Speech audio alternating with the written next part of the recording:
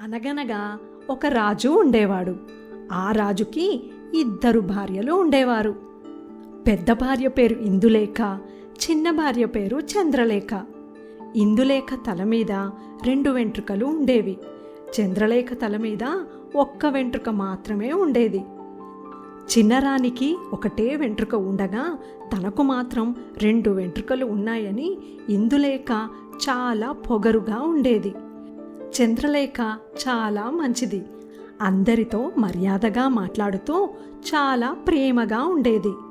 చంద్రలేఖకు అందరిలో ఉన్న మంచి పేరు చూసి ఇందులేఖ ఓర్వలేక రాజుగారికి చిన్న భార్య మీద లేనిపోని చాడీలు చెప్పి ఆమెని రాజ్యం నుండి వెళ్ళగొట్టిస్తుంది.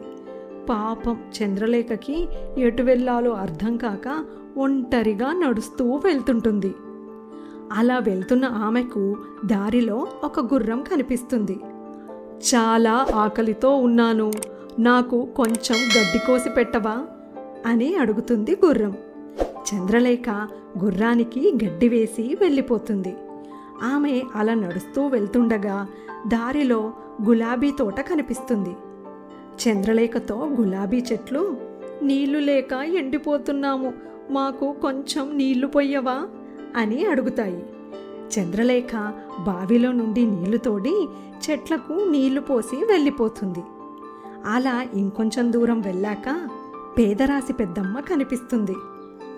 చూడమ్మా, నాకు ఓపిక లేదు, కొంచెం నా ఇల్లు అలికి వంట చేసి పెడతావా అని అడుగుతుంది పేదరాశి పెద్దమ్మ.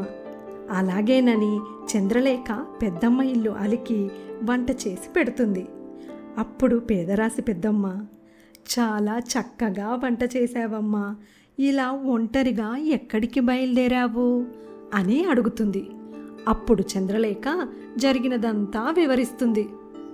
ఇక్కడికి దగ్గరలో ఒక చెరువు ఉంది. నువ్వు ఆ చెరువులో 3 మునకలు వేస్తే నీ కష్టాలు తీరిపోతాయమ్మా అని అంటుంది పేదరాశి పెద్దమ్మ. చంద్రలేఖ పెద్దమ్మ చెప్పినట్టుగా చెరువులో 3 మునకలు వేసేసరికి ఆమెకి అందమైన జుట్టు వస్తుంది. తన జుట్టు చూసుకొని సంతోషంగా రాజమందిరానికి బయలుదేరుతుంది. దారిలో గులాబీ చెట్లు ఆమెకు పువ్వులు ఇస్తాయి. ఆ పువ్వులను అలంకరించుకొని చంద్రలేఖ మరింత అందంగా ఉంటుంది. అలా నడుచుకుంటూ వెళ్తున్న ఆమెకు గుర్రం కనిపించి తన మీద ఎక్కమని చెబుతుంది.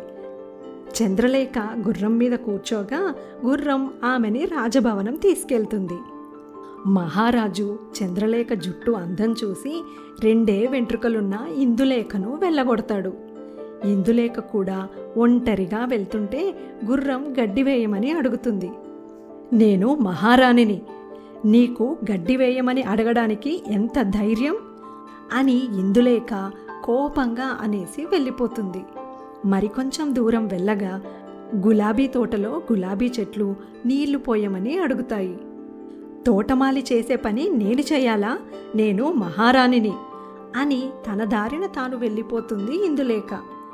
అలా వెళ్తున్న ఆమెకు పేదరాశి పెద్దమ్మ కనిపిస్తుంది. చంద్రలేఖను అడిగినట్టుగానే ఇందులేఖను కూడా పెద్దమ్మ ఇల్లు అలికి వంట చేసి పెట్టమని అడుగుతుంది. నేను మహారాణిని, నీ పనులు చేయడానికి నీకు దాసీని కాదు అని అంటుంది ఇందులేఖ.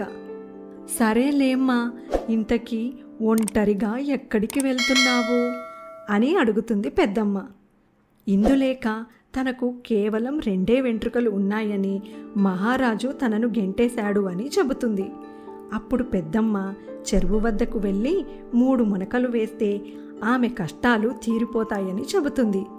ఇందులేఖ చెరువు వద్దకు వెళ్ళి 3 మునకలు వేయగానే అందమైన జుట్టు వస్తుంది. నా జుట్టు కూడా చంద్రలేఖలాగే ఉంటే అందులో నా గొప్పతనం ఏముంది? నా జుట్టు ఆమె జుట్టు కంటే పొడవుగా అందంగా ఉండాలి అంటే నేను మరో 3 మునకలు వేస్తాను అని అనుకుంటుంది ఇందులేఖ. అలా ఆమె మరో 3 మునకలు వేయగానే ఉన్న జుట్టు ఊడిపోయి బోడిగుండు మిగులుతుంది. ఉన్న 2 వెంట్రుకలు కాస్త పోయాయని బాధగా నడుచుకుంటూ వెళ్తున్న ఆమెకు గులాబీ ముళ్ళు గుచ్చుకుంటాయి. ముళ్ళు గుచ్చుకున్న గాయాలను చూసుకుంటూ వెళ్తున్న ఆమె గుర్రం వద్దకు వెళ్ళగానే గుర్రం తన్ని తరిమితే అడవిలోకి పారిపోతుంది ఇందులేక. అందుకే ఈర్ష్య అసూయల వల్ల మనకే నష్టం కలుగుతుంది.